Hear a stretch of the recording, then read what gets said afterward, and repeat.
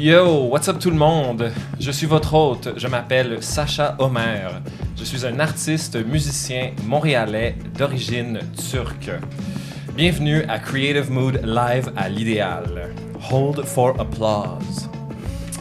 Le podcast de ce soir marque une occasion bien spéciale car il souligne un partenariat entre mon podcast Creative Mood et le Conseil des arts et des lettres du Québec, ainsi que Culture Montréal.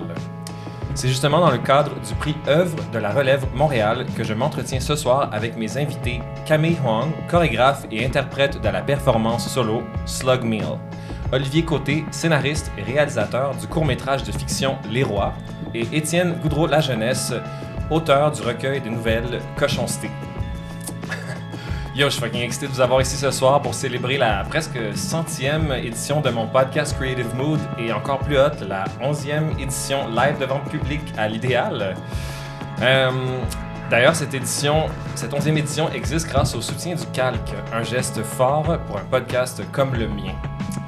Un immense merci d'être là. Je vois que des nouveaux visages et ça me fait du bien. Fun fact, j'ai lancé le projet de mon podcast le 23 novembre 2020 en solo avec mes tripes et aujourd'hui, le Calque finance cet épisode, donc c'est une belle reconnaissance. Merci à eux et merci à vous de faire vivre Creative Mood. Pour les nouveaux, Creative Mood, c'est quoi? C'est mon espace, c'est mon projet de musicien emo en quête de sens. Un espace où j'explore l'intention des artistes, loin des discours formatés pour révéler leurs histoires. Pour moi, l'art, ça change le monde bien plus qu'on ne l'admet. Et comprendre le sens et l'intention que les artistes insufflent à leur pratique, ça m'aide à connecter plus profondément à leurs œuvres. Mais surtout, aller à la rencontre de l'autre, c'est se découvrir soi-même. Ce podcast, c'est ma façon d'ouvrir le dialogue et de puiser à l'intérieur de moi et guérir. Right on cue avec la musique. Wow, Right? bravo. Yo, je suis un professionnel, guys. I'm telling you, this is it. Olivier, Camille, Étienne, bienvenue. Merci d'être là. Merci à toi. Check, moi je vais vous faire un petit cheers, man. Santé à vous, guys. Santé. Santé. C'est tout un setup quand même. J'ai jamais animé de podcast avec 3 artistes qui ont des disciplines différentes, puis dans 2 langues, genre. No biggie. Fait que ouais, comme on le mentionnait, on est ici pour le prix Œuvre de la Relève du Calque. Parce que dans le fond, comme je l'ai mentionné, il y a un réalisateur, scénariste, danseuse, chorégraphe et un auteur. Puis ça, c'est quand même tout un setup funky là, pour un entretien, je trouve. Fait que tu sais, je pense qu'on devrait juste simplement commencer à la base. Je vais vous pitcher la même question, puis vous pourrez répondre, prendre le temps de répondre.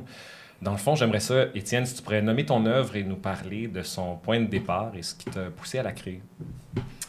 Ouais, mon Dieu, je commence au départ, c'est ça? Comme le nom de ton œuvre, puis Déjà, qu'est-ce que c'est? mon œuvre, c'est Cochon Cité. C'est un recueil de nouvelles que j'ai écrit il y a près de 2 ans.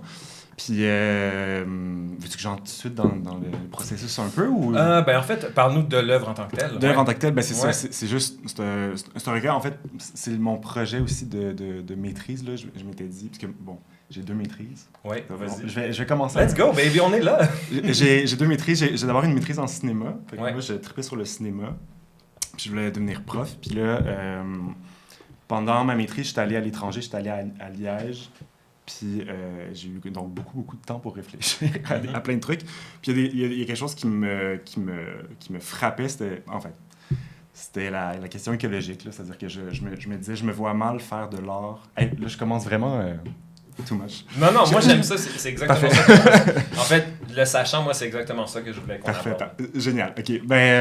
Voilà, je me disais vraiment, je me vois mal faire de l'art, puis je voulais être prof. Fait que je me vois mal parler à des gens, puis dire, voici comment on fait une belle histoire Ouais. quand le monde est en train de s'écrouler à cause de l'environnement et de l'écologie. Ouais.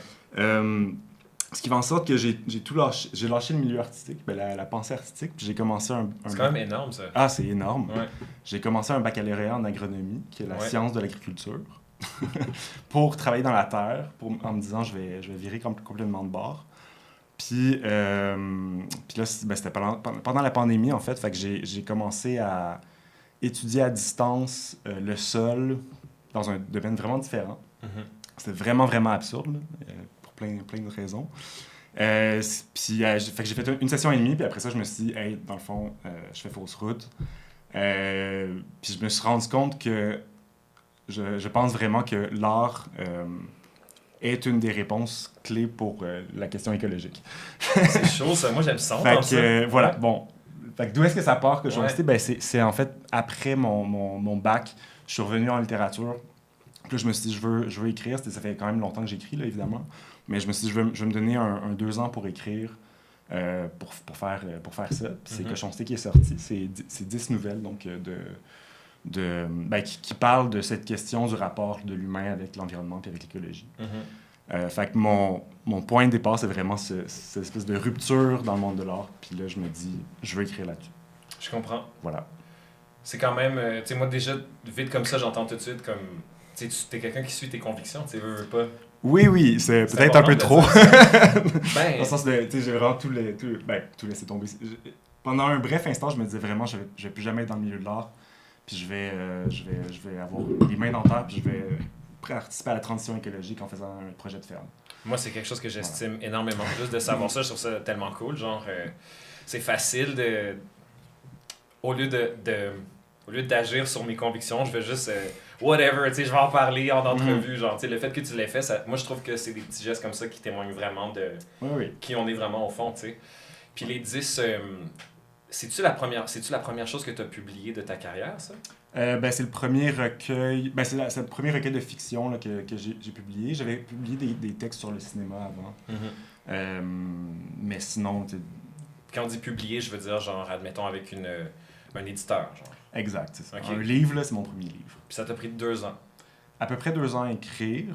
Ouais. Mais j'étais assez mindé aussi. Je trouve ça rapide, 2 ans. Ouais, ben moi je trouve ça un peu comme... c'est mon premier... La première fois que je publie quelque chose avec quelqu'un, genre c'est comme... C'est pas... parce que tu le dis, tu sais, genre d'une façon tellement désinvolte. Genre, it's kind of a big deal, tu sais. Oui. Ben, tu sais, c'est ça. Ça m'a pris 2 ans de faire ça, mais ça fait 25 ans que j'écris. J'ai 30 ans, mais dans le sens où... Ouais. Au primaire, j'écrivais des projets de romans. Ah ouais, hein, même au primaire. Oui, c'était pas très bon. Mais oui, donc ça fait longtemps que j'écris. Fait ça, c'est juste... On dirait que tout s'est bien passé pour que ça produise un livre pour vrai. Puis qu'est-ce qui t'a... tu sais, tu dis 10 recueils, mais dans le fond, parle-moi un peu de... 10 nouvelles, pardon. Ouais. J'ai pas tous les termes. Non, c'est correct. Ouais.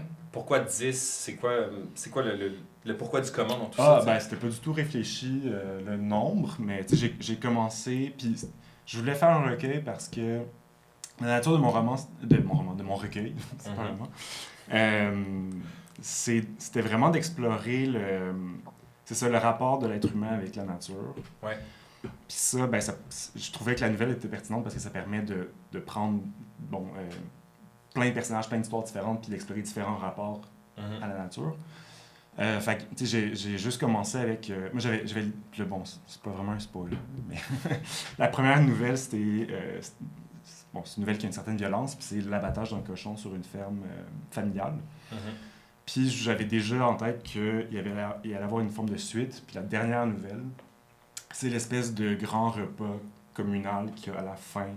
Donc, une fois qu'on a abattu le cochon, on a invité tous les voisins à participer à ça. Puis donc, à la toute fin, c'est ça, il y a comme le grand repas festif, si on veut.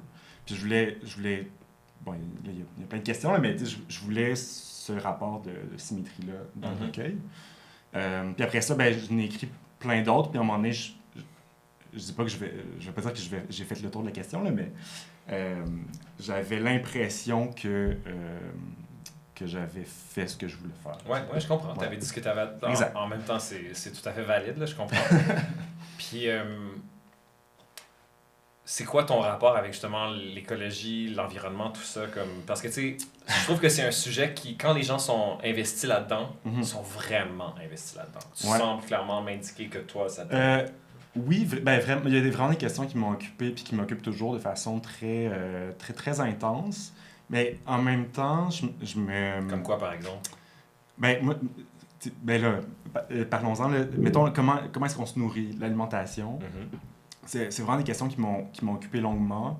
Parce que, puis c'est pour ça que j'étais allé en agronomie. L'agronomie, c'est la science de l'agriculture. Fait que c'est comment est-ce qu'on fait pousser la bouffe qu'on va manger. Les coûts réels des choses. Le coût réel, c'est ça, exactement. Puis pourquoi est-ce que je voulais commencer par l'abattage d'un cochon, ce qui est quand même Puis je me gêne pas pour en mettre. Là.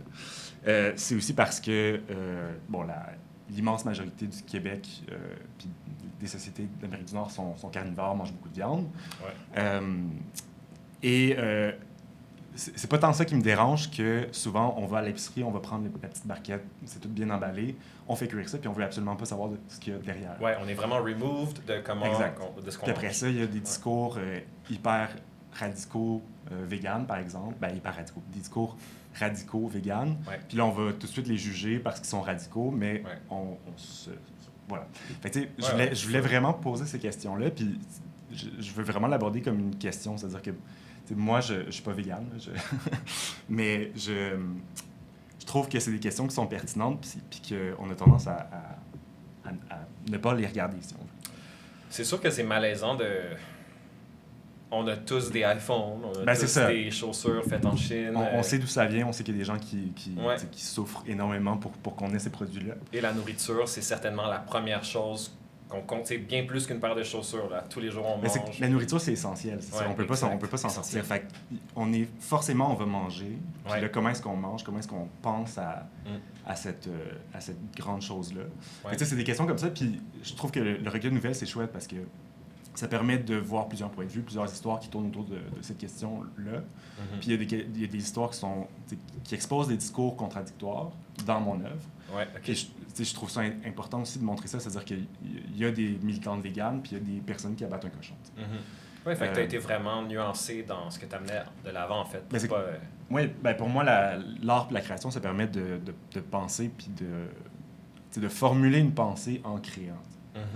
J'écris pas avec une pensée préalable. Love it. Fait que voilà. Ben, merci, Étienne. Je vais digérer ça, puis je vais poser la même question à Camille. S'il te plaît, Camille, est-ce que tu pourrais nommer ton œuvre et nous parler de ton œuvre, justement? Oui. Bonjour, contente d'être ici. Merci, je suis contente que tu sois là. Let's go. Oui, je suis le chorégraphe de l'œuvre Slug Meal. C'est une œuvre qui a été en spectacle l'année dernière à le Festival Aftea. C'est une œuvre qui est inspirée par une définition de saleté par Mary Douglas, qui est une anthropologue. Elle a défini saleté comme une matière hors de son lieu. Peut-être c'est une chose que les gens aussi, people have read before. C'est très bien dit, par contre. Oui, oui. Ça veut dire que la saleté est une chose qui est créée et qui est créée par le contexte. Donc, cette œuvre est un peu comme un questionnement de c'est quoi ce contexte qui a créé cette saleté en particulièrement par rapport de mon corps, un corps chinoise féminisé. Et je pense que le corps that I have,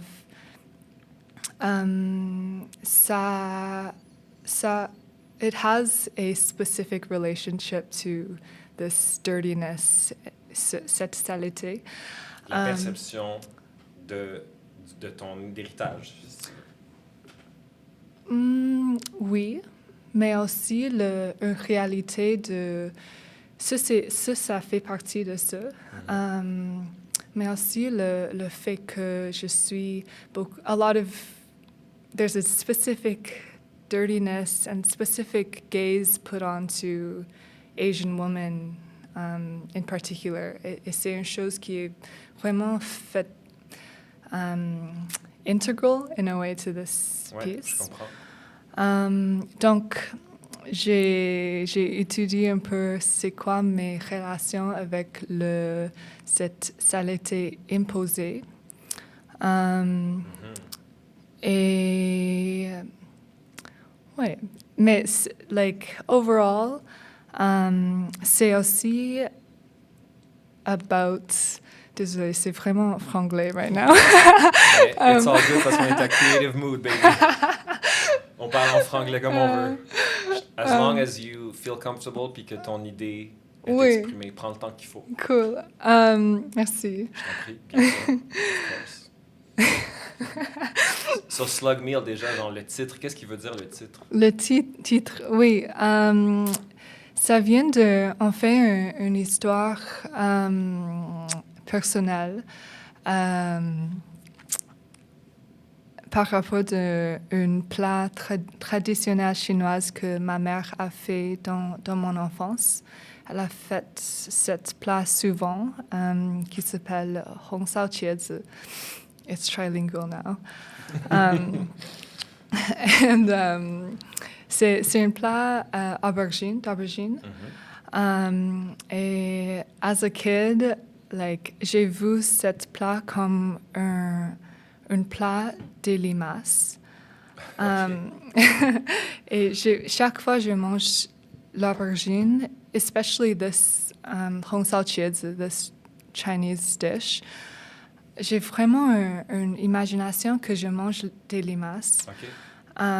J'ai même eu une soirée de sleepwalking where I woke my dad up and I was like sleepwalking and saying to him, there's slugs in my mouth. And like one by one, he just like pretended to take slugs out of my mouth. Okay. So I really had a complex kind of about this, my mother's dish, as something that was disgusting. J'ai trouvé vraiment dégoûtante. J'ai même pas, like, I couldn't... So, on ne mange pas ce plat-là en ce moment? Non, Okay. Maintenant j'aime cette plat. Okay. C'est vraiment une de mes préférées choses.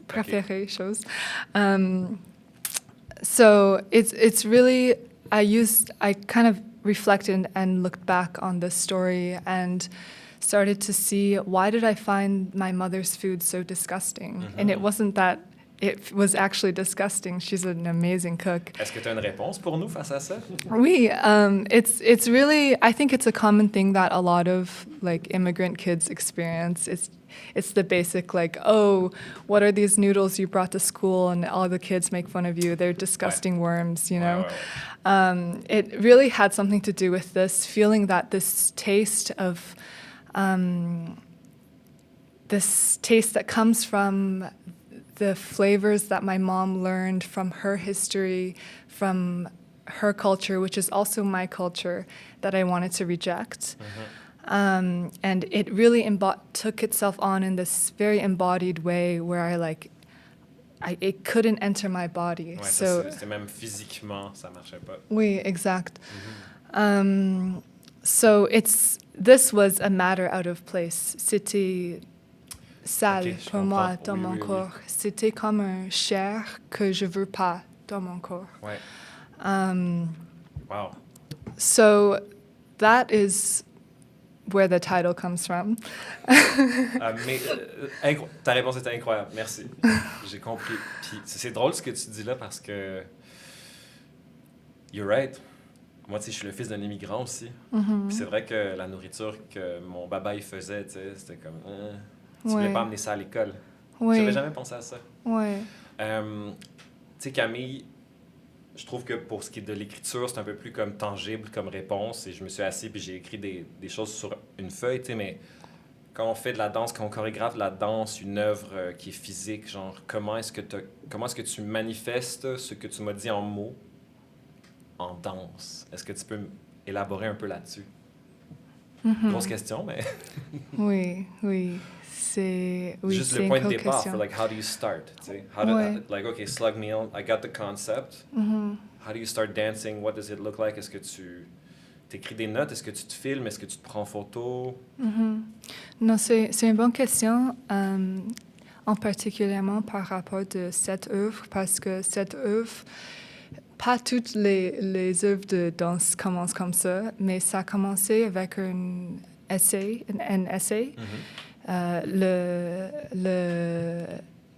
C'était un essai sur cette plat et cette histoire personnelle avec le concept de saleté définie par Mary Douglas. Donc, j'ai eu ça dans ma tête pour quelques années et... Pour quelques années? Oui. OK. Mais j'ai pas commencé la création pour une œuvre de danse. OK. Tu as commencé par quoi?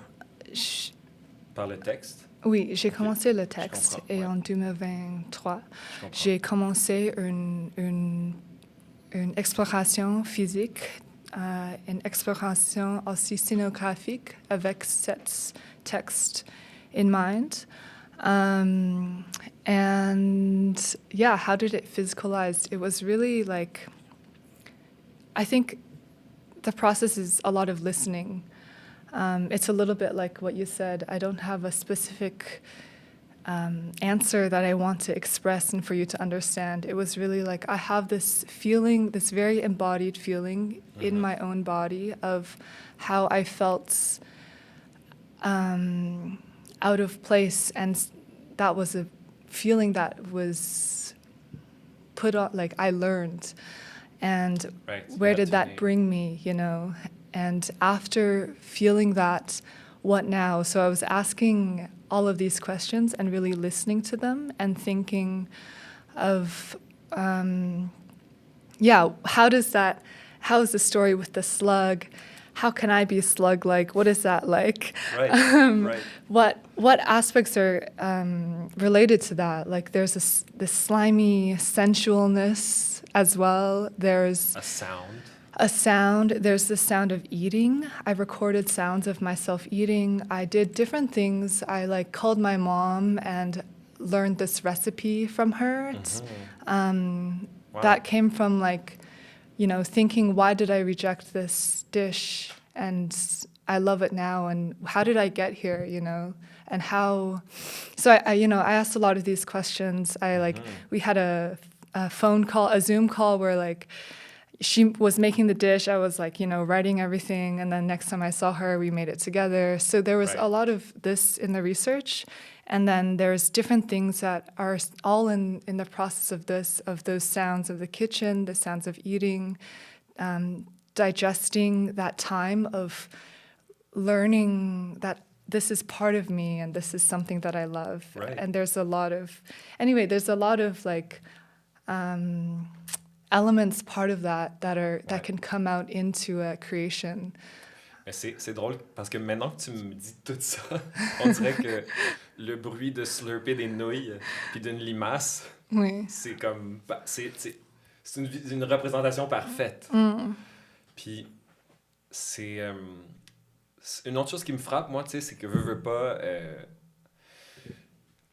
c'est souvent, genre, les personnes qui ont une ethnicité ou qui ont immigré ou qui viennent pas d'ici nécessairement, qui ont une double identité, tu sais, qui se posent des questions qui... Tu sais, juste le fait que tu aies appelé ta mère, genre, que tu aies passé ce temps-là avec elle, I have to assume que tu lui as parlé de ton concept puis que tu lui as dit un peu qu'est-ce que tu voulais trouver ou un peu, tu sais, je veux dire, c'est quand même un bonding moment avec ta mère, ça. Oui, mais... Oui, c'est... C'était un bonding moment. Et like, elle sait que j'aime cette plat, on a fait ensemble.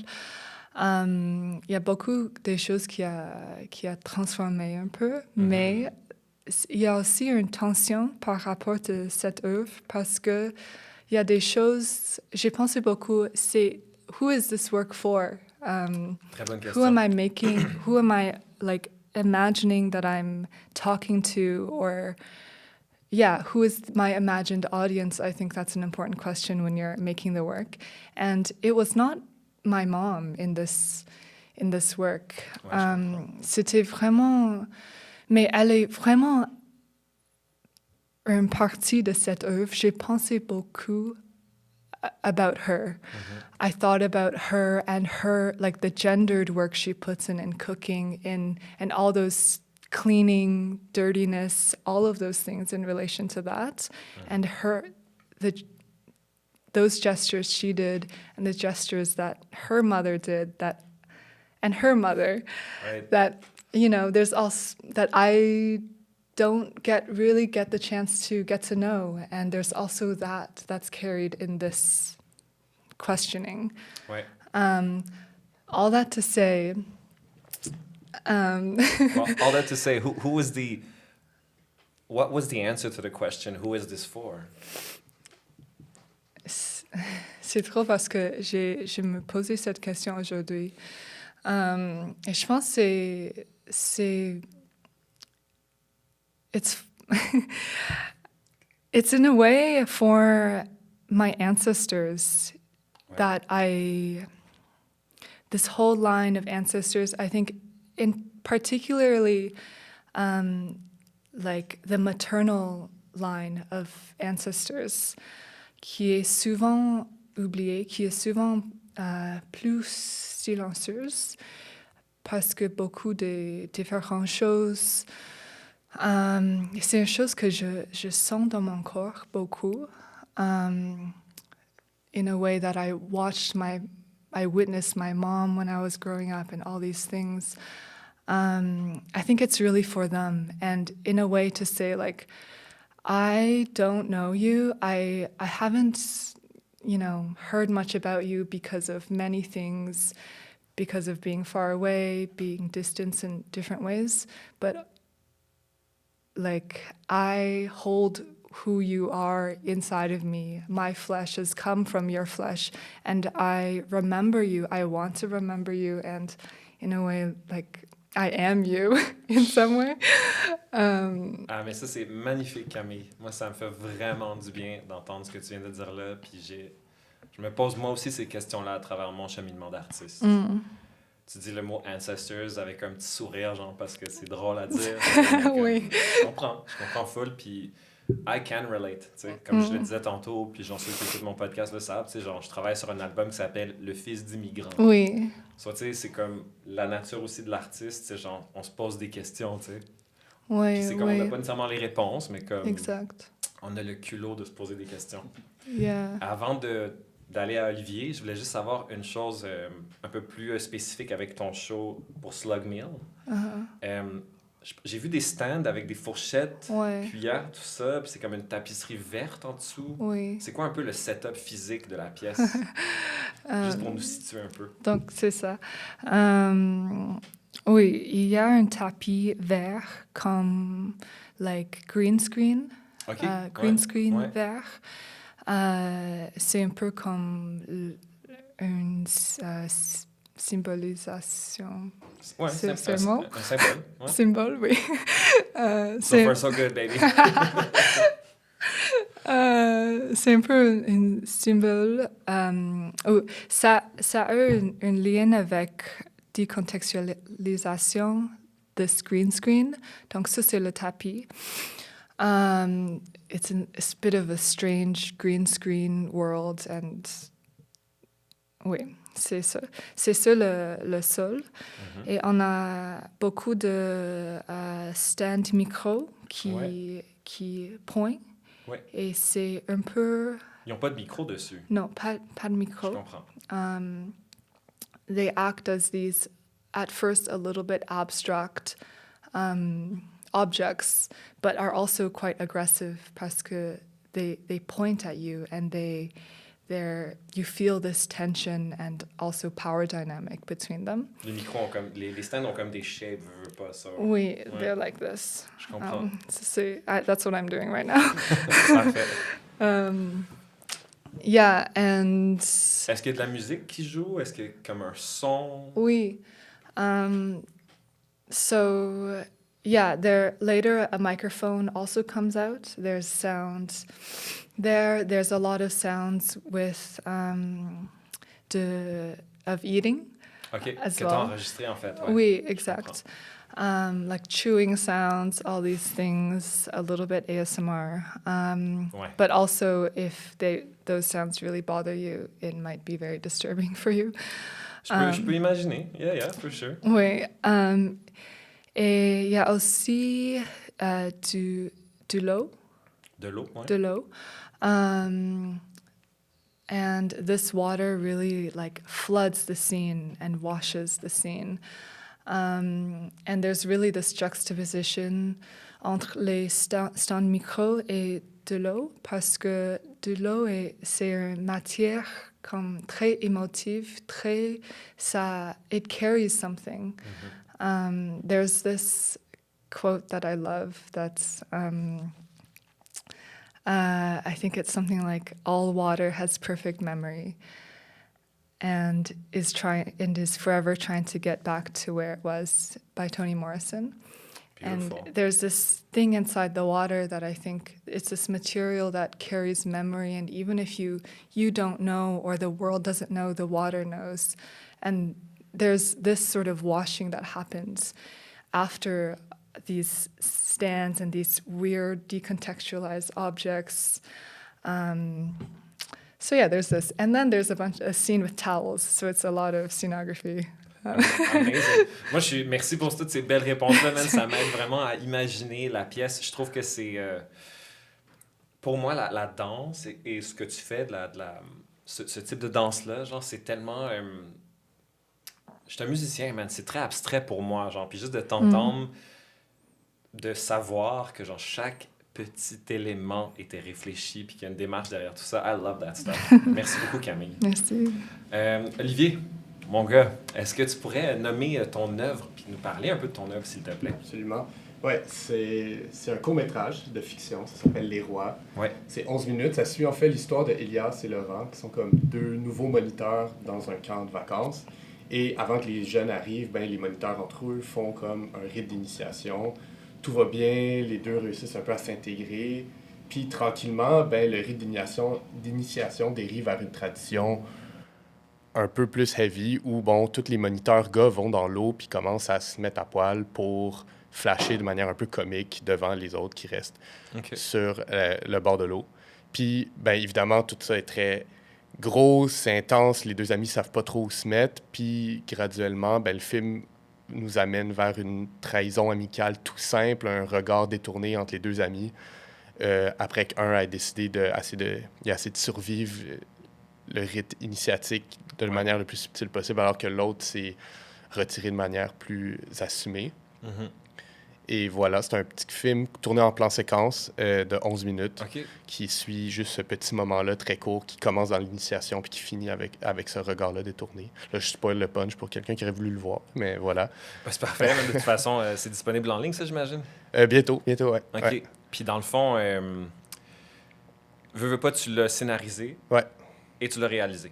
Exact. Fait que j'imagine, c'est une œuvre qui est proche de toi, en fait. Oui, exact. En fait, ça a été inspiré, cette tradition-là, assez loufoque, vient d'un camp de vacances auquel j'ai été pendant 9 ans, qui existait avec les moniteurs aussi. Donc, c'est inspiré de ça. C'est surtout inspiré du fait que moi, comme premier moniteur, j'ai souffert de cette tradition-là avec une boule dans le ventre. J'avais pas envie d'être là pantoute, mais les 3 années d'après, j'étais là à quand même l'endosser puis continuer à le faire. C'est un film que j'ai quand même écrit il y a longtemps, on en parlait tantôt, mais c'est des œuvres qui datent de longtemps. Puis en 2019, ben, le contexte nous amenait quand même à se regarder un peu dans toutes ces traditions-là, d'hypermasculinité assez ostentatoire là, dans ce cas-ci. Mm-hmm. Puis dans tout ce qui était film autour de ce genre d'initiation, je vais dire frat boy, là, entre guillemets, là, mais très, très, très exagéré. On dirait que l'attention était souvent mise sur l'humiliation de faire cette tradition-là en tant que telle. Ouais. J'essaie de revoir les moments dans ma vie où j'étais passé à travers ce genre de trucs-là, puis on dirait que moi, j'arrivais tout le temps à un peu... Je les faisais pas pour de vrai, je sortais pas de l'eau, je m'arrangeais pour que... Mais c'est surtout l'humiliation pour moi, c'était d'assumer que je m'étais pas retiré, puis là, que je devais faire partie du groupe qui venait d'endosser ça, puis là, c'est là où je retournais un peu le dos de mes amis qui avaient décidé d'avoir un peu plus de front puis de se retirer de ces affaires-là. Fait que je voulais comme reprendre les codes de ces initiations-là très exagérées, mais de faire comme une loupe au moment banal, presque invisible de ces espèces de regards détournés, de petites trahisons amicales. Oui, je comprends. Qui, pour moi, étaient plus humiliantes après à porter, de dire hey, « j'ai tourné le dos sur tel ami parce que j'ai pas le goût de... » Fait que c'était le concept, ou en tout cas l'idée originale qui a comme stimulé ce film-là. Ouais. Dans le fond, c'est ultimement, si je comprends, il y a un malaise là-dedans que tu voulais comme un peu aller checker c'était quoi ce malaise-là, l'exposer. Puis aussi, comme, je sais pas, on dirait que beaucoup de mes amis, quand on parlait de ces moments-là dans nos vies, on se sentait tout mal d'avoir été trou de cul un peu un envers l'autre. J'avais comme envie de remettre ces moments-là en contexte puis de justifier qu'est-ce qui mène à ça puis qu'est-ce qui... tu sais, pour moi, c'est comme le tipping point de comment ces cycles-là un peu de comportements toxiques se transmettent. C'est par la... par la honte de... Tu sais, quand deux personnes vont se diviser, de dire « moi, je le fais pas »,« ah, moi, je le fais juste par survie », puis là, bon, ben là, moi, j'ai choisi un camp, toi, t'as choisi l'autre, puis là, ce camp-là, tu sais, c'est comme... Tu un peu te... La prise de position. La prise de position dans un moment de stress. Le concept du plan séquence est venu aussi de ça, de ces moments-là. Dès la première seconde, tu le sais que ça s'en va vers quelque chose de pas le fun. Mais c'est très... En tout cas, le film est mis en scène d'une manière où on est tout le temps en plan buste, quasiment sur le personnage principal, puis c'est quasiment un mouvement de corps. On a comme une vingtaine de figurants qui tournent autour. Fait que tu sais, t'es dans une espèce de moment hyper focus. T'entends la personne à droite parler, la personne à gauche, les gens dérivent vers là. C'est comme l'espèce de mouvement de foule où tu sais que tu t'en vas vers quelque chose d'inconfortable, mais que tu n'es pas capable de t'en retirer. En tout cas, moi, c'est quelque chose qui m'a amené à beaucoup de moments un peu malaisants ou inconfortables dans ma vie, où je n'étais pas capable de me retirer de ces affaires-là. Et donc, je voulais comme recréer cette espèce de feeling-là. Oui, OK, mais c'est cool parce que là, maintenant que tu le soulèves, je comprends exactement ce que tu veux dire. Le feeling, c'est cadré serré. Moi, tu vois, j'utilisais pas les mots que tu as utilisés. Moi, j'étais comme, OK, c'est cadré serré. Tu es toujours dans une espèce de... T'es toujours dans la situation, t'es jamais comme... Il n'y a jamais comme un beau plan où on check... De mise en contexte. Ouais, OK. Puis, tu sais, on parlait justement de... le temps que ça prend, tout ça, tu sais, ce que je comprends, moi, en tout cas, c'est que j'ai l'impression... un livre, ça peut prendre des années, des années. La danse, j'ai l'impression que... Dû à sa physicalité puis le fait que c'est un show solo, j'ai l'impression que ça peut prendre un peu moins de temps. Mais j'ai l'impression que réaliser, scénariser des trucs, on dirait que c'est l'affaire avec les livres qui prend le plus de temps. Je sais pas comment toi tu vis cette affaire-là. Parce que tu sais, c'est comme... C'est dur de garder l'idée, le spark initial, puis de le faire traverser toutes les épreuves. Absolument. Surtout on en parlait tantôt là, avant, mais dans un système de financement où il faut que tu vendes ton idée très rationnellement. Tu sais, c'est tough de protéger l'étincelle de départ de pourquoi déjà je voulais faire cette affaire-là. Oui, exact. On dirait que moi, pour l'instant, pour survivre à ça, c'est que j'essaie de me poser les moins ces questions-là. Tu sais, comme, c'est-à-dire, il y a le concept d'écrire un dépôt, de vendre une idée, mais il y a... ça m'habite. Tu sais, j'essaie d'être très, très, très impulsif dans mon écriture parce que si je le rationalise, j'abandonne, puis j'abandonne beaucoup d'idées à cause de ça. Fait que cette longueur-là de processus, j'ai pas une solution exacte à ton problème. C'est quelque chose avec lequel, à ta question, je veux dire, c'est quelque chose avec lequel Oui, je comprends. Ça fluctue, ça bouge. Exact, mais c'est ça. On dirait que je me connais. Moi, il faut que je travaille dans l'urgence parce que c'est ça qui m'aide à pas commencer à surrationaliser cette longueur-là du processus. Là. Je te file. Ouais. C'est déjà le moment d'une petite entracte, guys. Alors, je vais attendre de vous poser des questions. J'aimerais inviter tout le monde ici à aller se chercher un verre s'ils veulent, aller à la salle de bain. Et puis, on va se revoir dans 15 minutes. Merci beaucoup.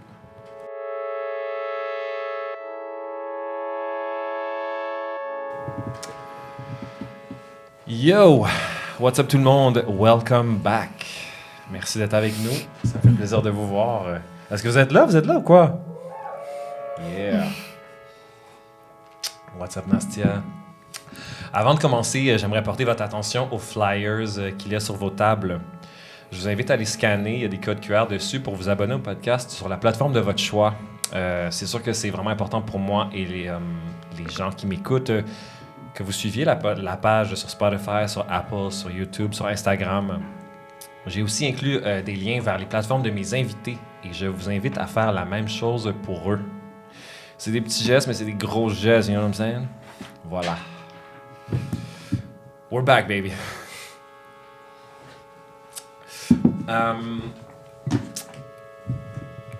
Fait que voilà, man.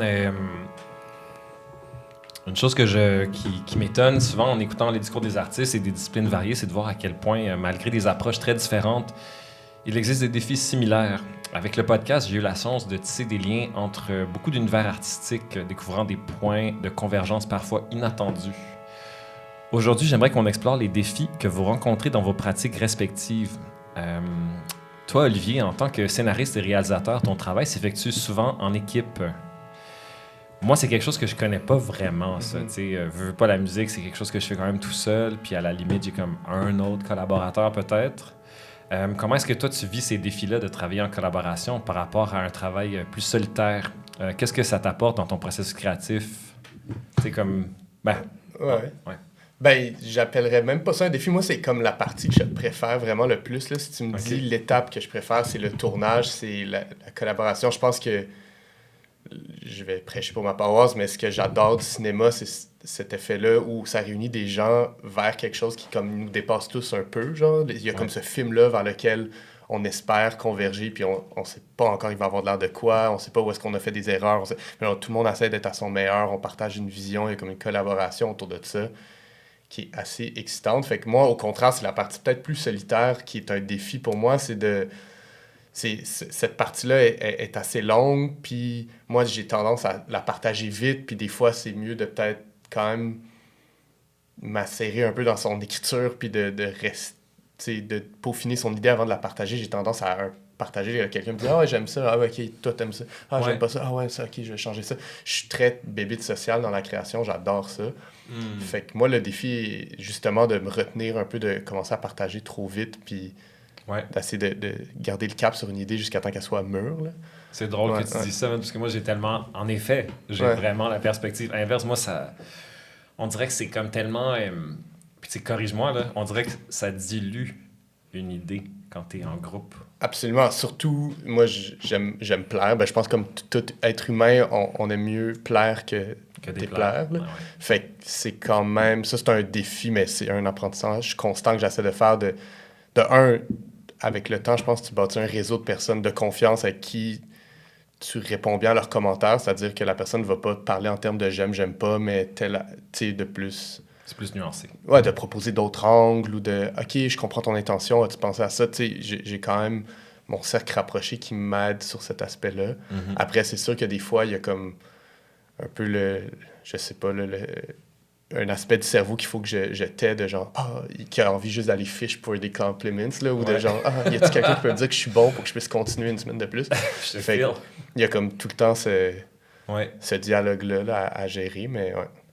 Est-ce que, genre, comment je peux dire, comment ça marche pour toi, genre, est-ce que tu travailles souvent avec les mêmes personnes ou est-ce que c'est... Tu sais, parce que moi, je suis un musicien, man, fait que je pars toujours de cette base-là, comme j'ai mes usual suspects. Ouais, à date, ben, j'ai des collaborateurs, tu sais, Xavier Bossé, mon bon ami, directeur photo, avec qui j'ai fait la majorité de mes films. J'ai fait beaucoup de vidéoclips aussi dans la vie, j'ai travaillé avec cette gang-là pas mal. C'est sûr qu'il y a beaucoup de clips, toi. Ouais. Avec le temps, t'accumules quand même des amitiés artistiques. Puis c'est aussi Xavier, c'est quelqu'un avec qui j'ai étudié à l'UQAM. Fait que on a comme grandi en même temps. Fait qu'à un moment donné, les deux, quand on avait 22 ans, on a buzzé sur le même film. Ça nous est resté en tête de la même manière. Il y a des référents, tu sais, quand même, qui se sont bâtis entre nous. Fait que oui, j'ai des collaborateurs comme ça qui reviennent. À chaque projet, je parle de Xavier, il y en a quelques autres. Mais j'aime aussi me challenger. C'est quand même le fun là, de rencontrer des autres. La rencontre humaine par le processus artistique, moi, j'aime autant ça que le processus artistique en soi. Fait que j'aime quand même ça, aller rencontrer des gens nouveaux comme ça. Oui, c'est sûr qu'on n'en parle pas souvent, ça, mais c'est vrai que c'est pour moi-même, d'ailleurs, tu sais, genre, la rencontre est au centre de toute cette aventure-là, tu sais. Exact. C'est pas juste une pratique solitaire, genre. Non, absolument. Puis la fierté de, je sais pas, là, la fierté de finir quelques journées de tournage puis de dire « Hey, on se connaissait pas il y a 4 jours, mais c'est des rencontres accélérées. » Là, pas, tout le monde est un peu à nu là, de partager des visions artistiques. Ça vite, il faut que tu enlèves le masque puis qu'on se parle dans le blanc des yeux puis on se dise les vraies affaires. Fait que ça reste que... Non, c'est ça fait des rencontres accélérées puis moi j'aime bien cet aspect-là. C'est quoi les défis, justement, comme des choses que tu aimes comme ça, mais tu sais, veux pas, ça a l'air aussi d'être des environnements un peu... faut que tu sois on the go, là. Ben ouais, le défi, c'est tout le temps le temps, là. En cinéma, le temps et l'argent, là. Fait que ça reste d'avoir un tact social avec quelqu'un. « Hey, tu me proposes quelque chose, j'aime pas ton idée, puis il nous reste 5 minutes. Comment dire ça sans te mettre quelqu'un à dos? » Tu sais, c'est niaiseux, là, mais c'est des petits détails comme ça aussi où ça prend quand même un tact social. Et c'est d'amener convaincre une équipe que ta vision est la bonne, mais là, tout en étant capable de te remettre en question toi-même, là. C'est difficile devant... Est-ce que ça se fait sur le terrain, genre? Ben, idéalement, le moins possible. Moi, j'ai horreur tu sais, je suis comme très, très méticuleux et préparé. Puis l'utopie, c'est d'être tellement préparé que tu peux un peu rebrasser les choses sur le terrain. Ouais. Ça arrive pas toujours. Des fois, tu sais, comme t'es un peu trop stressé, fait que tu stick to the plan, même si t'as une petite voix dans ta tête qui dit « Ah, je sais pas si c'est la bonne affaire. » Fait que c'est aussi ça de bien s'entourer. C'est des gens qui vont être capables de te lever le flag pour toi, qui sont capables de te le dire de la manière où tu vas l'entendre. Il y a tout cet aspect-là humain qui est très, très intéressant. Mais ça reste que la majorité du travail, en tout cas pour moi, se fait en amont. Le plateau, c'est un peu showtime, là. C'est comme une pièce de théâtre, là, les rideaux s'ouvrent. Puis c'est de l'exécution. C'est le temps d'exécuter. Évidemment, il faut quand même rester aux aguets. Il y a plein de choses qui peuvent changer. Il y a plein de choses qui vont changer. Il y a des nuages au mauvais moment. Il y a de la pluie au mauvais moment. Il y a des contraintes que tu n'avais pas anticipées. Mais... Ouais. Puis est-ce que, tu sais, je connais moins ça, genre le réal, c'est vraiment la personne en top, genre? Ben, quand je dis on top, you know what I mean. Ça dépend de la structure. Ici, au Québec, le réal a souvent, on va dire au moins dans du cinéma financé de manière publique, va avoir comme le dernier mot créatif. Mais je veux dire, c'est une équipe, tous les chefs de département aident beaucoup créativement. Tu as le producteur ou la productrice aussi qui est impliqué dans le projet dès le départ, qui dit « OK, tu as une idée, parfait, je crois à cette idée-là, on s'en va chercher de l'argent, on va monter une équipe. » C'est comme chaque petit film est une petite compagnie. Là. Puis là, tu as le réal qui propose une idée à un producteur, productrice, puis cette personne-là va dire « OK, j'y crois assez pour que je me plonge là-dedans avec toi. » Fait que c'est le producteur, productrice va être la personne qui va rester avec le projet le plus longtemps. Autre que le réel. Mais c'est ça, moi, qui rend ça difficile, je trouve, parce que c'est comme rendu là, it's like, on est où, tu sais? Ah ouais, le recul, c'est comme la chose la plus difficile à avoir, là. Ouais. C'est pour ça qu'un monteur ou une monteuse entre en ligne de compte. C'est le fun de, là, t'as imaginé des shots pendant je sais pas combien de mois, d'années, puis là, finalement, tu présentes ça à un monteur, monteuse qui, idéalement, a juste lu un scénario. Puis qui dit hey, « Est-ce que tu voulais faire? T'as pas tant réussi là, mais ça, c'est intéressant. » Puis tu sais, d'être capable de...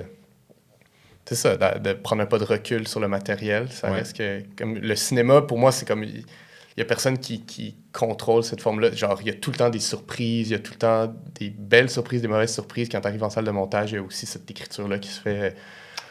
Ouais, ça, je peux t'en parler longtemps. Moi, ça m'intéresse pas. Le montage là, de tout ce qui est audio-vidéo, là, je suis comme, c'est là qu'il y a tellement d'affaires que tu savais pas que c'était ça, mais finalement que c'est apparu au montage. Là. Exact. Puis que tu découvres les possibilités.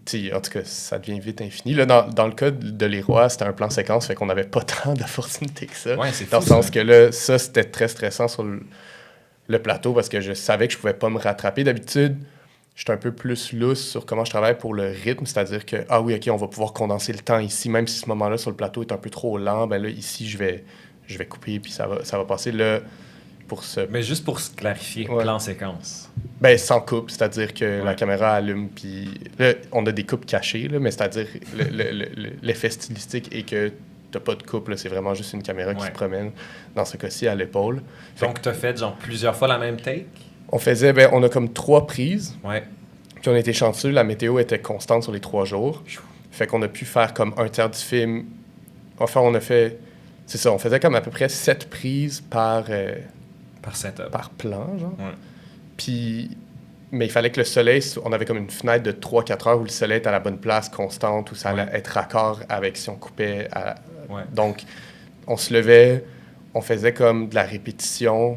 Mais avec le soleil dégueulasse, les gens n'étaient pas costumés. Puis là, tranquillement, les gens mettaient des costumes. Puis là, le soleil baissait. Puis là, on commençait. Puis là, à un moment donné, on tournait. Puis on avait comme une fenêtre de... OK, fait comme du théâtre, là, en fait, avant même d'enregistrer. Exact. OK, cool. Toi, Camille, la danse, là, c'est une discipline qui est vraiment profondément ancrée dans le corps. Et Slug Meal semble particulièrement intime et personnel, si on écoutait ce que tu disais tantôt. C'est quoi les défis que tu rencontres en créant une pièce aussi corporelle?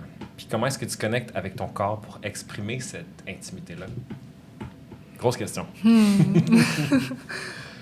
As a dancer, tu sais, tout se passe vraiment, contrairement, admettons, en contraste à Olivier, tu sais, c'est éclaté, c'est beaucoup de gens, c'est comme il y a une certaine perspective. Tu sais, toi, ce que tu fais, c'est toi à l'intérieur de toi. Comment est-ce que tu prépares ça? Comment est-ce que tu vis ça?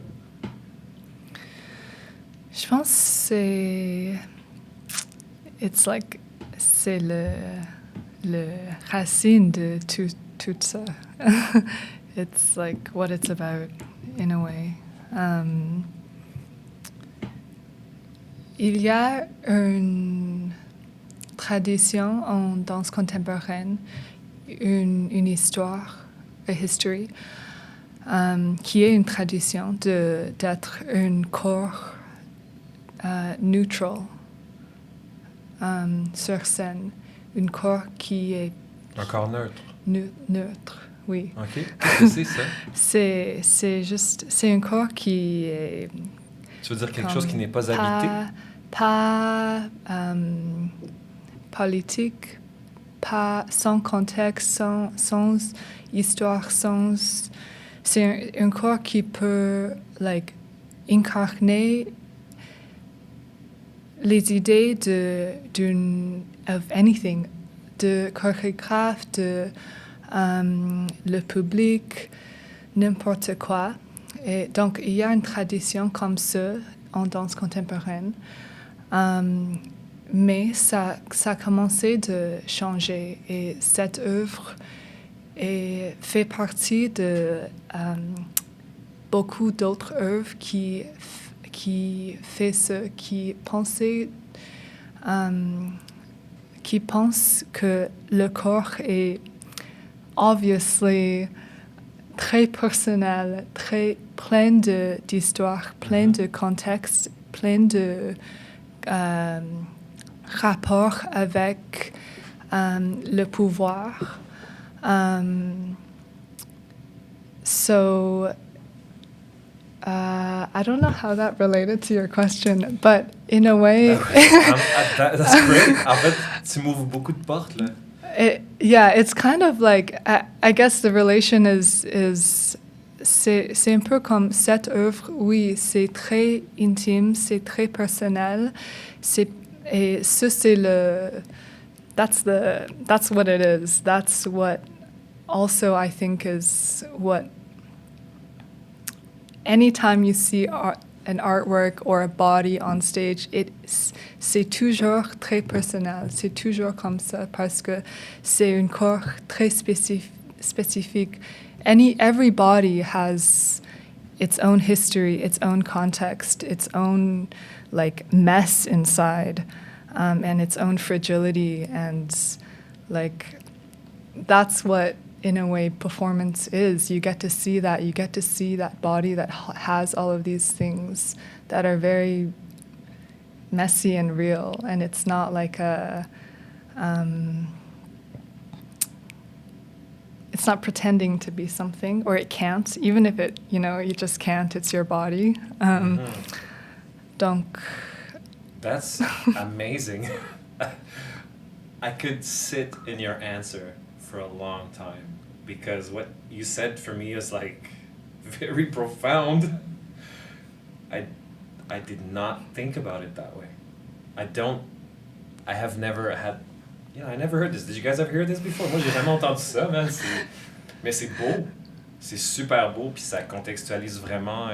And so that's how you, with what you just told me, when you approach doing your work for Slug Meal in this context, does that mean to me to be that you come at it accepting everything about yourself, what is, what isn't, and you're just present, or is it that you're considering all those things? Yeah, I think it's that dans le processus création, j'ai une écoute pour ça. Le processus, c'est une écoute de comme dig into what is in my body, what is remembered and archived in there, and how can I bring it out and examine it and like question those things. Yeah, so I think like, especially the creation being something, or the piece being something from a very personal story, it is like a well, like the research is like having a well, and then you like go deeper and deeper inside, and you just, try to exhaust all the options, exhaust all the... Strip it away, stripping away everything that's not necessary? That's part of it. Yeah. And like, I guess practically in a creation, it's like you have, you look at the personal, and which is also like something that is shared for other people to hold as well, and like something that connects us because we all have these personal stories and we all, live in a body and experience similar or different things. Moi, je feel que j'aimerais tellement ça vivre mon quotidien plus comme de la façon dont tu parles. Tu parles, tu vois ce que je veux dire? Genre, il y a comme quelque chose de vraiment plus profond puis spirituel, puis de connecter dans la façon dont tu parles puis que tu décris les choses. La façon que je parlais avec Olivier, je m'identifie beaucoup avec cette façon-là. Technique, factuelle, genre « we gotta get it done », genre, tu sais, il y a quelque chose de très, genre, le rapport à la... c'est quoi le mot que je cherche pas? Productivité, mais comme l'action, l'affaire, tu sais. Quand tu parles, Camille, c'est genre full... ben, tu sais, on rit, mais genre, je ris parce que j'aime ça, genre, tu sais, je ris parce que je trouve ça vraiment beau, puis t'as raison de parler comme ça, mais c'est... Moi, en tout cas, je parle pas avec beaucoup de gens qui parlent de cette façon-là, tu sais, de la façon qu'ils incarnent leur corps, puis tout ce que leur corps retient comme information, puis comment ensuite ça se traduit pour toi, de comment tu véhicules, comment tu crées ton art, tu sais. Ouais. Puis genre, je t'écoute parler, puis je suis comme, yo, genre, j'ai envie de plus vivre comme ça. Genre, Je me rappelle que j'ai un corps, là. Mais genre, à quel point est-ce qu'on pense pas à ça? Genre, tu sais, moi, je sais pas, est-ce que toi, tu penses à ça, Étienne? Tu sais, comme, damn, moi, genre, je veux incarner mon corps exactement de cette façon-là, avec autant d'intention. Ouais, mais je pense aussi, comme, c'est parce que, like, dance, la performance, c'est fait avec le corps. C'est impossible. Le spectacle n'existe pas sans le corps. Rien n'existe pas sans je show up and faire the thing live, avec mon corps et comment, like, however it is that day and everything it's lived. T'as raison, mais tu sais, t'as raison.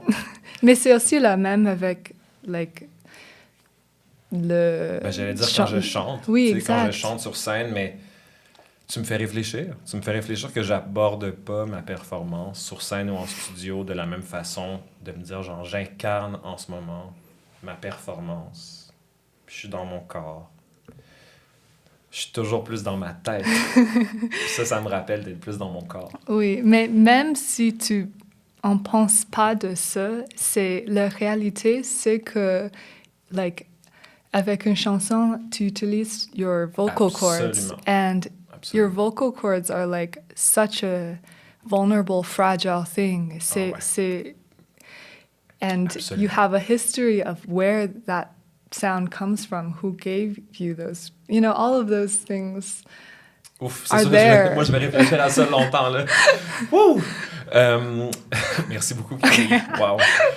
Étienne, en fait, l'écriture en particulier, la poésie, c'est souvent perçu comme une démarche solitaire et introspective.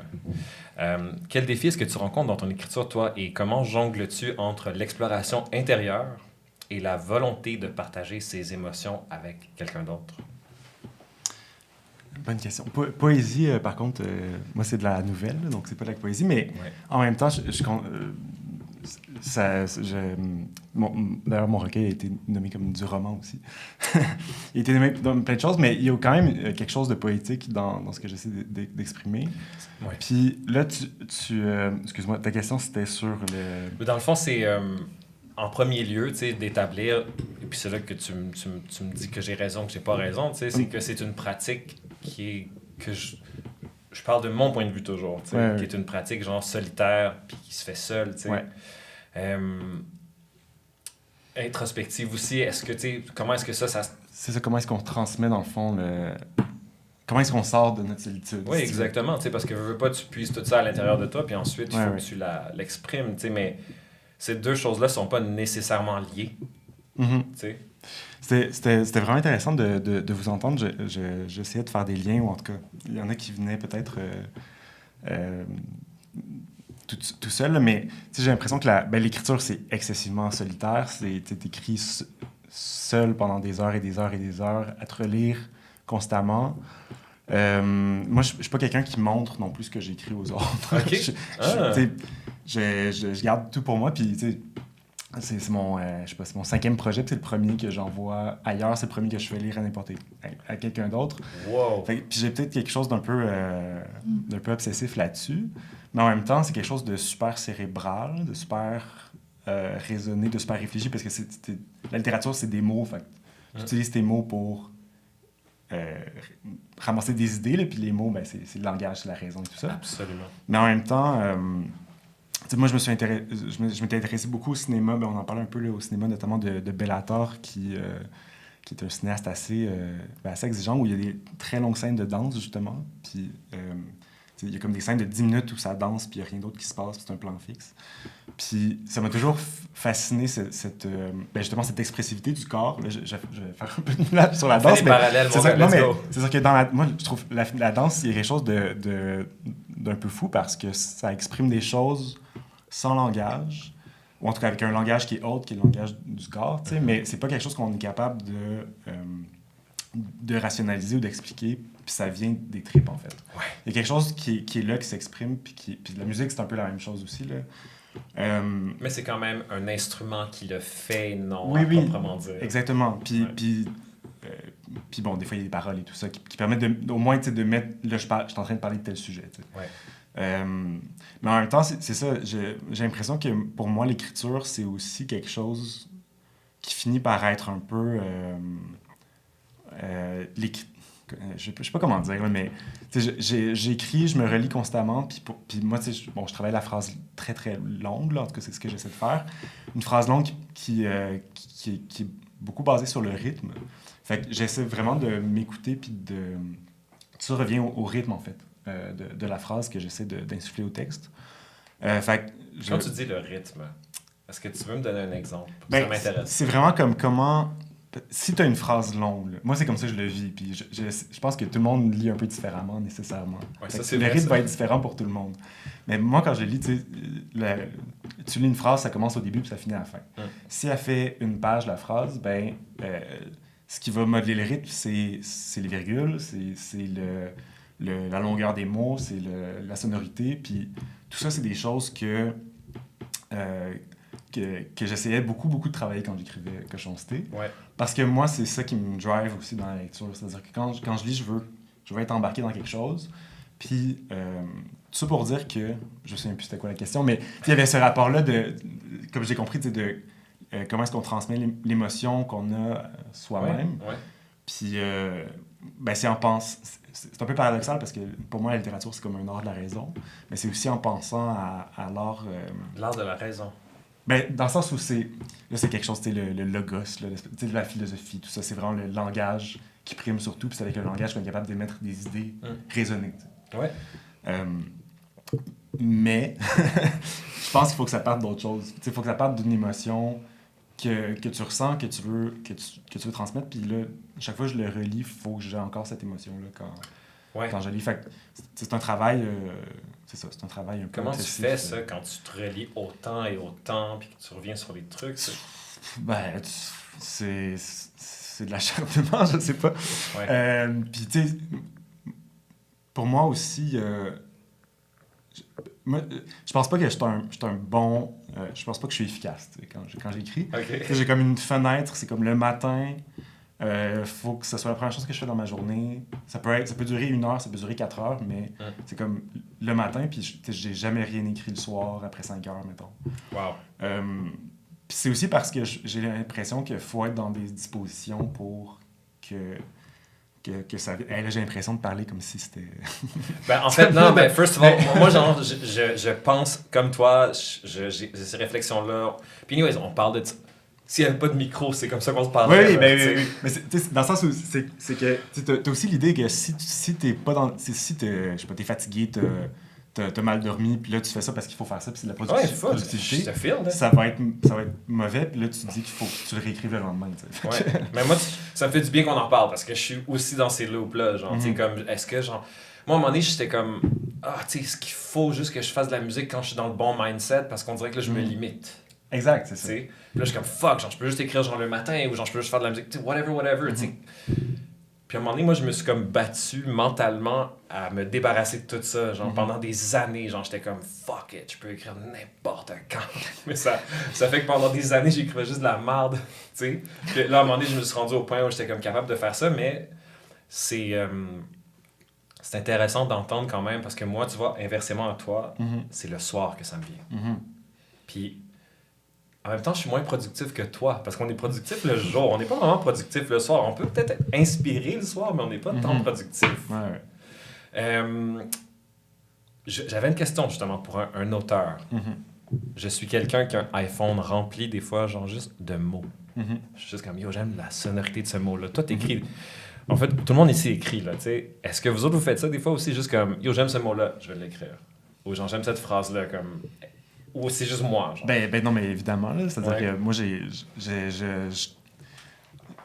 commencé avec un... Ça, c'est un peu... Là, ça va paraître un peu... Let's go! J'ai pas le mot, mais surréaliste, là, mais... j'avais un carnet que je mettais sur ma table de chevet quand j'étais jeune. OK. Fait que là, souvent, avant de me coucher... ton esprit divague un peu. Ouais. Là, je me réveillais, j'écrivais la phrase que j'avais comme dite, pensée. Ouais. Ou le matin, quand tu te réveilles, là, t'écris des affaires. Puis c'est pas du travail, c'est juste comme l'inspiration qui arrive. Ouais. Mais sinon, je traîne tout le temps plein de carnets. Puis moi, c'est pas tant les mots, parce que... ben c'est ça. En fait, moi, c'est vraiment des phrases. C'est comme le début de phrase. C'est comme, faut qu'il y ait 5-6 mots, 7 mots qui finissent par faire quelque chose. Puis là, quand j'ai cette phrase-là, souvent, c'est le début d'un texte. Là, c'est-à-dire, si j'ai cette phrase-là, ça me part. Puis là, c'est là-dessus que je roule. Fait que quand j'écris, puis là, je dévoile tous mes secrets. Let's go! C'est ça que je veux savoir. C'est pas des gros secrets, mais c'est que quand j'écris, c'est comme, j'écris une phrase, je la relis, j'écris une deuxième phrase. Ouais. Je relis tout ça, j'écris une troisième. Là, j'exagère, mais il y a comme cette espèce de boucle constante. Fait que tout part du début. Fait que si le début est pas satisfaisant, ben, puis même j'ai des textes, la première phrase, je l'ai écrit comme 25 fois, je suis toujours pas satisfait. Fait que là, je vais... Mais c'est comme... Moi, c'est vraiment ça qui me drive puis qui me donne envie de poursuivre. Wow. Fait que quand ça marche pas, des fois, j'écris le reste, puis je sais que tout le reste, c'est comme en stand-by tant que la première n'est pas finie. Est-ce que toi, tu peux relate à ça, Olivier? Ben, c'est ça, moi, l'écriture est un peu plus souffrante pour moi. Moi, j'ai hâte, je suis plus en image. Le processus d'écriture est comme une étape nécessaire pour partager la vision, pour aller chercher du financement, pour tout ça. Mais je peux pas dire que c'est la partie que moi, que je préfère. Il y a des journées incroyables, jouissives en écriture. Il y a beaucoup d'autres journées un peu plus, justement, où tu te butes à genre... j'ai envie de dire cette affaire-là, puis ça sort juste pas. Les bons mots n'arrivent pas. Fait que moi, je relate à le côté obsessif qui peut venir avec l'écriture, de genre jusqu'à temps que t'as pas trouvé la bonne phrase, t'es comme insatisfait. Mais ça reste que je le vois plus en image. Fait que moi, je fais beaucoup une écriture qui est comme très technique. Là. Des fois, il faut juste que je sorte, genre, c'est des bullet points pas lisibles. Là, je commence à... Une mise en scène, genre? Ben, ouais, mise en... contexte. Ça va vraiment dépendre du film, mais des fois, ça va être vraiment bullet point, de genre, telle affaire. Ben, c'est quasiment comme des beats, là, c'est-à-dire... tu me regardes, je vais baisser les yeux. Puis là, s'il disait telle affaire, puis là, OK... scène de tension, je sais pas. On dirait que moi, j'aime ça construire. Ben, c'est assez brouillon. Ben, tu sais, il y a des moments, genre... C'est ça qui est tough, là, c'est que souvent, les films vont venir de... J'ai comme ces phrases-là dans mon téléphone aussi, mais vont venir d'une image. Donc là, je vais comme... Cette scène-là, ou la scène associée à cette image-là va être limpide dans ma tête, mais ce qui vient avant puis après, impossible. Fait que là, ça devient des bullet points puis des espèces de... Jusqu'à temps que ça prenne une forme, là. Est-ce qu'il y a d'autres choses, parce que là, maintenant qu'on en parle, qu'on est 4, on a 4 disciplines différentes, est-ce qu'il y a des choses que vous reconnaissez ou que vous relate justement à la discipline l'un de l'autre, ou que ce soit des défis ou genre des façons de faire, genre? Moi, j'étais curieux plus de savoir avec Étienne, c'est que nous, il y a quand même une réception avec le public qui se fait comme de manière live. Toi, est-ce que, là, tu sembles dire que tu aimes ça être reculé, seul dans ton écriture, est-ce que cette réception te manque ou t'as-tu... Ou t'es satisfait. Ou t'es satisfait, non, ouais. T'as-tu l'espace pour avoir cette réception? On dirait que la réception... Il y a une réception critique, il y a il y a des textes que j'ai vus, puis je pense que fois que tu l'envoies à l'éditeur, tu as un bon retour de l'éditeur. Moi, c'est comme, on dirait que ça me... je me satisfais de peu, mais ça me satisfait. Après, il y a le salon du livre où il y a des gens qui viennent m'en parler, là, mais une fois qu'un texte est écrit, c'est fini. Là. Il est mort, il ne m'appartient plus. Fait que, la réception, c'est pas ça qui va me driver étrangement. Même, étrangement dans le sens où on crée nécessairement pour autrui, là, dans le sens pour le faire exister ailleurs. Mais non, je pense que quand un texte est fini puis qu'on sait qu'il est fini, il appartient aux autres puis il nous appartient plus. Fait qu'il n'y a pas ce rapport-là où je présente quelque chose devant un public. Ouais. Est-ce que tu retires du plaisir à quelqu'un a lu ton livre puis vient t'en parler ou c'est quelque chose que t'aimes? Évidemment que oui. C'est sûr que ça fait grand plaisir quand les gens viennent nous en parler. Là. Évidemment, mais c'est pas... il y a une partie de ça qui est essentielle pour se donner envie de continuer. C'est ça que j'allais te demander, ouais. C'est ça, dans le sens nécessairement que s'il y a personne qui fait de retour, je me dis, bon... Tu vas pas le publier. C'est ça, je vais continuer pour moi, puis la titre, là. Mais c'est pas ça qui drive l'écriture. C'est ça la distinction, je pense. Ouais. Fait que c'est là que je veux m'avancer sur un propos, guys. All right?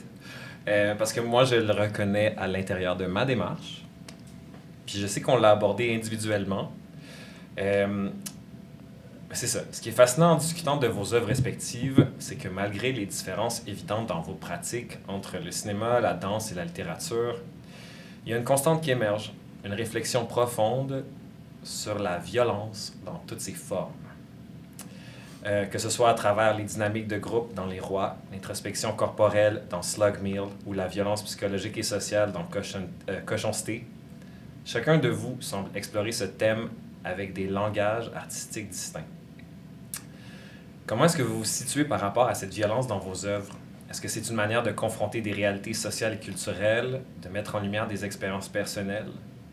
Ou y voyez-vous une forme de catharsis ou de résistance? Grosse question. Très grosse question. Parce que, tu sais, pour moi, genre, ça fait vraiment... je l'exprime pour la sortir, puis moins la ressentir. Autrement dit, genre, ça me fait du bien. En premier lieu, après ça, tu sais, ça fait réfléchir. Certes, c'est cool, mais c'est surtout pour moi, tu sais, je suis comme... Parce que si je l'exprime pas, je vais être violent. Tu sais, je sais pas un peu. Puis, c'est manifesté de façon différente pour chacun, mais je veux pas parler pour vous, mais genre, je veux pas non plus qu'on downplay le sujet, tu sais, comme, clairement, c'est pas facile de faire ce qu'on fait individuellement, même si on aime le faire. Je suis sûr qu'on exprime tous un peu la violence sous des angles différents. Comment est-ce que vous vivez ce thème-là à travers ce que vous faites? Qui veut se mouiller? Il y a de la violence dans Cochonceté, Ouais. à plusieurs endroits, de façon différente. Puis il y a la cruauté dans Cochonceté aussi. Moi,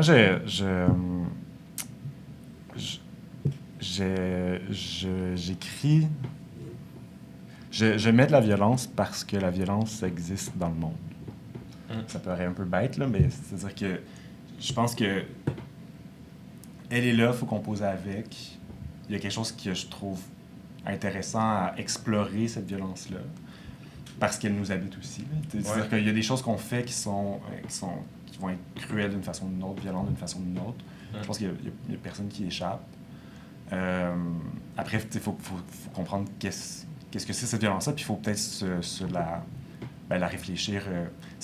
Moi, j'essaie justement de dire, quand tu lis ça, si ça te ramène à une violence que tu reconnais en toi, qu'est-ce que tu fais après, à partir de là? Ouais. Bon, Mais tu soulèves la question, mais tu n'offres pas de réponse. Non. Puis, c'est-à-dire que Puis même que il y a un personnage, Myla, là, qui dans la scène d'abattage du cochon, qui est quand même une scène violente, mais c'est un personnage qui a 6 ans, puis c'est celle qui a le plus de plaisir à faire ça. Il y a quand même ça de... On a tous été... Quand on est jeune, tout le monde a une certaine cruauté naïve, j'ai l'impression. Oui, parce qu'on n'a pas encore développé l'empathie. On n'a pas encore développé l'empathie, on n'a pas encore développé les codes sociaux, il y a comme plein de choses qui font pas écran à ça. Puis je pense que cette cruauté-là implique aussi... C'est-à-dire que ça fait partie... Je veux pas dire que ça fait partie de nous nécessairement, parce que je pense qu'on peut espérer à une société moins violente. Aspirer à mieux, ouais. Mais tu sais, il y a quand même quelque chose qu'elle est là. Puis je pense en fait, c'est surtout qu'il y a beaucoup de personnes qui reconduisent une violence et qui se ferment les yeux par rapport à ça, puis qui veulent pas l'aborder. Puis moi, c'est un peu là où je me dis, je veux pas condamner personne, je veux pas... mais je fais juste pas faire comme s'il n'existait pas. C'est un peu... Ouais, je te file.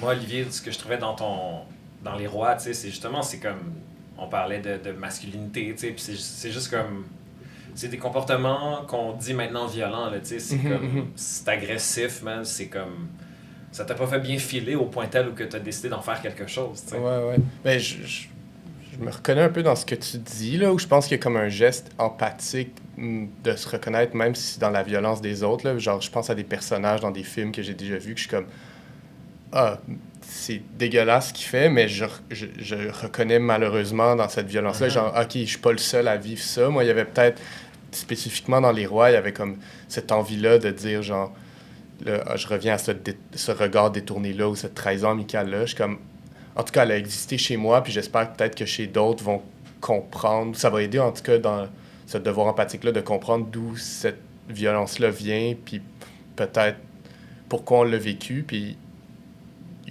genre, idéalement, qu'on puisse en discuter pour que ça arrive après, mais ça reste que, je pense que de montrer de la violence, comme tu dis, c'est parce qu'elle existe, puis il y a comme un devoir d'empathie de la reconnaître chez d'autres et de dire, ah oui, OK, moi aussi, ces cycles-là existent chez moi, je suis pas seul, et comment on peut les déconstruire, ou d'ouvrir la conversation là-dessus. Fait que je sais pas si ça répond exactement à la question, mais moi, c'est juste pour savoir comment vous l'interprétez. Tu sais, veux pas, c'est des thèmes... C'est juste que moi, j'ai mis le doigt sur cette affaire-là, tu sais, je suis comme... Qu'on le veuille ou qu'on le veuille pas, il y a quelque chose qui nous dérange, tu sais. Puis c'est comme... C'est maladroit, j'ai pas les mots, on n'a pas les mots, mais il y a comme un truc, puis genre, je trouve ça cool de juste le mentionner, tu sais. Fait que ouais, c'est ça. Camille, je sais pas, tu sais, veux pas, tu mentionnais dans tous les thèmes de ce que tu fais, il y a comme un malaise. Il y a comme un certain truc qui te fait chier, genre, que tu veux exprimer là-dedans, tu sais. Ouais, je pense... Ça me faisait penser, souvent en studio, dans le processus de création, j'étais un peu en colère. I was a bit angry. I was angry. En colère, ouais. En colère, oui.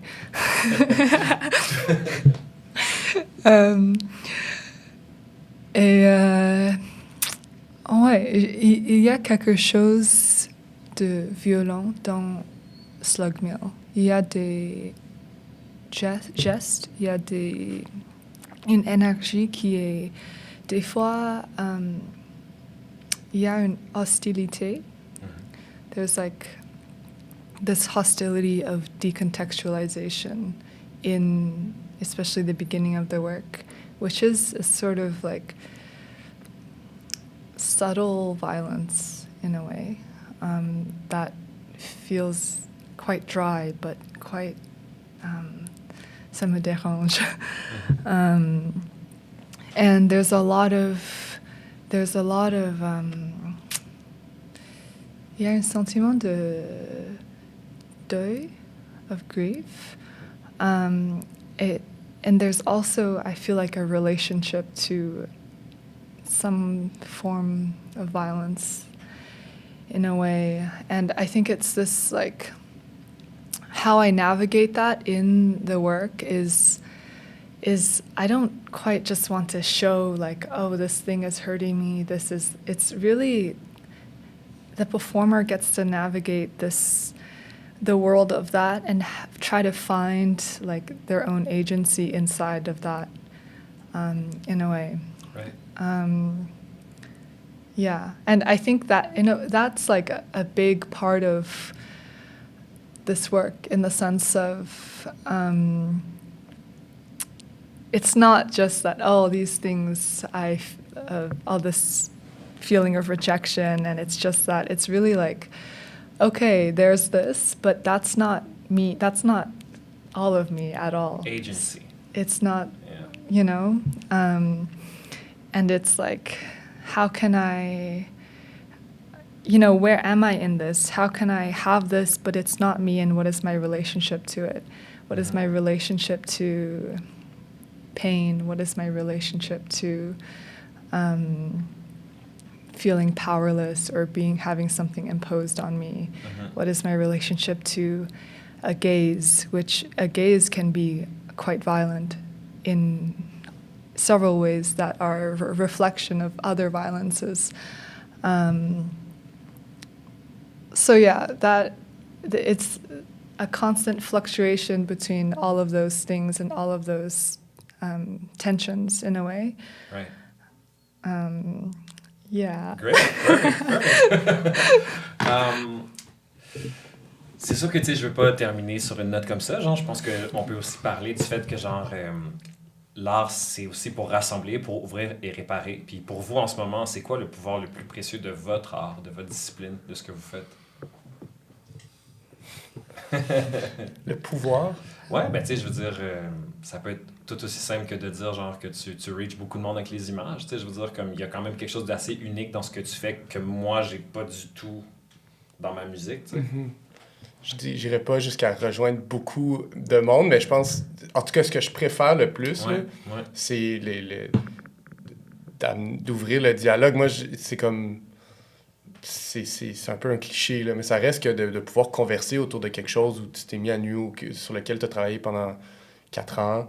Ouais. Puis là, qu'à un moment donné, tu croises quelqu'un autour d'un verre, puis ça ouvre une conversation de 20 minutes sur tel sujet.